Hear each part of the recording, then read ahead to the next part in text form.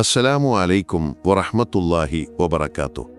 ലോകമെമ്പാടുമുള്ള ശാസ്ത്രജ്ഞരെയും വിശ്വാസികളെയും ഒരുപോലെ ആകർഷിക്കുന്ന ഒരു അത്ഭുതമാണ് പരിശുദ്ധ കഅബയിൽ സ്ഥിതി ചെയ്യുന്ന ഹജറുൽ അസ്വദ് എന്ന കറുത്ത കല്ല്.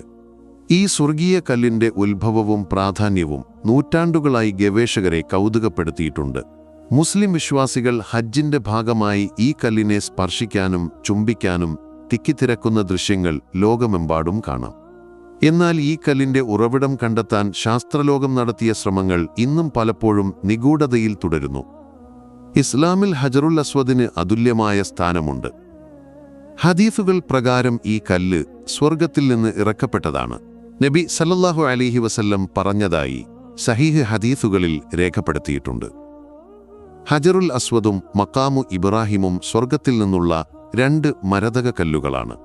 അല്ലാഹു അവയുടെ പ്രകാശം കെടുത്തിയില്ലായിരുന്നുവെങ്കിൽ അവ കിഴക്കിനെയും പടിഞ്ഞാറിനെയും പ്രകാശപൂരിതമാക്കുമായിരുന്നു.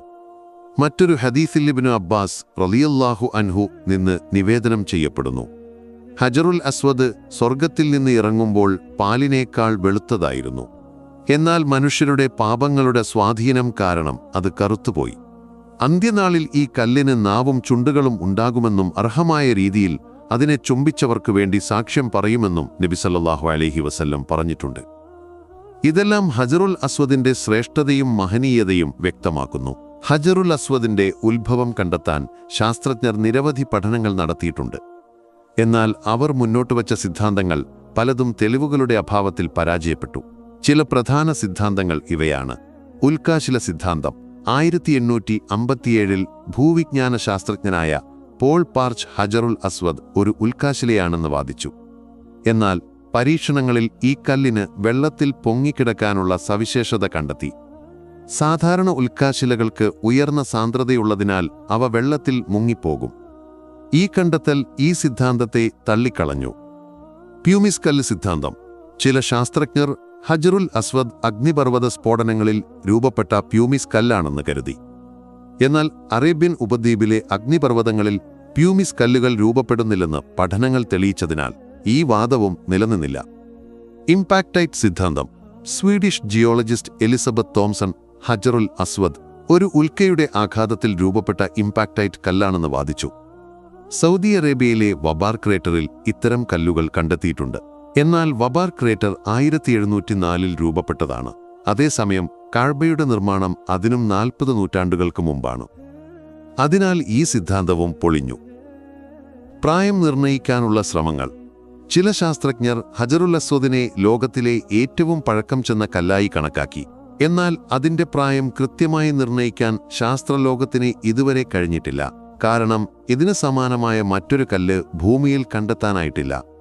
2021 സൗദി അറേബ്യ ഹജറുൽ അസ്വദിന്റെ 49,000 മെഗാപിക്സൽ റെസല്യൂഷനിലുള്ള അത്യുപരി വ്യക്തതയുള്ള ചിത്രങ്ങൾ പുറത്തുവിട്ടു. 50 മണിക്കൂറിലേറെ സമയമെടുത്താണ് ഈ ചിത്രങ്ങൾ പകർത്തിയത്. ഈ സ്വരചിഹ്നം റങ്ങളിൽ ഹജറുൽ അസ്വദിന്റെ മനോഹരമായ ഘടന വ്യക്തമായി കാണാം. നബി സല്ലല്ലാഹു അലൈഹി വസല്ലം പറഞ്ഞതുപോലെ ഈ കല്ല് സ്വർഗത്തിൽ നിന്ന് വെളുത്ത നിറത്തിൽ ഇറങ്ങിയതാണെന്നും മനുഷ്യരുടെ പാപങ്ങളാൽ കറുത്തുപോയതാണെന്നും ഈ ചിത്രങ്ങൾ സാക്ഷ്യപ്പെടുത്തുന്നു. ചില റിപ്പോർട്ടുകൾ പ്രകാരം ഹജറുൽ അസ്വദിന്റെ ചെറിയ കഷണങ്ങൾ തുർക്കിയിലെ ഇസ്താംബൂളിലെ സുലൈമാനിയ മസ്ജിദിന്റെ പ്രധാന കവാടത്തിന് മുകളിലും സൂക്കൊള്ളു. മുഹമ്മദ് പാഷ മസ്ജിദിലും ഇംഗ്ലണ്ടിലെ ചില മ്യൂസിയങ്ങളിലും സൂക്ഷിച്ചിരിക്കുന്നതായി പറയപ്പെടുന്നു. എന്നാൽ ഇതിന്റെ ആധികാരികതയെക്കുറിച്ച് വ്യക്തമായ തെളിവുകൾ ലഭ്യമല്ല. ഹജറുൽ അസ്വദിന്റെ ഉത്ഭവം ശാസ്ത്രലോകത്തിന് ഇന്നും ഒരു നിഗൂഢതയാണ്. ഉൽക്കാശില, പ്യൂമിസ്, ഇംപാക്ടൈറ്റ് തുടങ്ങിയ സിദ്ധാന്തങ്ങൾ പരാജയപ്പെട്ടപ്പോൾ ഈ കല്ലിന്റെ സ്വർഗീയ ഉത്ഭവം ഇസ്ലാമിക വിശ്വാസത്തിന്റെ ശക്തമായ തെളിവായി നിലനിൽക്കുന്നു. ഈ അത്ഭുതകരമായ കല്ലിനെ ഒരിക്കലെങ്കിലും സ്പർശിക്കാനും ചുംബിക്കാനും കാണാനുമുള്ള ഭാഗ്യം എല്ലാ വിശ്വാസികൾക്കും അല്ലാഹു നൽകട്ടെ. ആമീൻ. അസ്സലാമു അലൈക്കും വറഹ്മത്തുള്ളാഹി വബറകാതുഹു.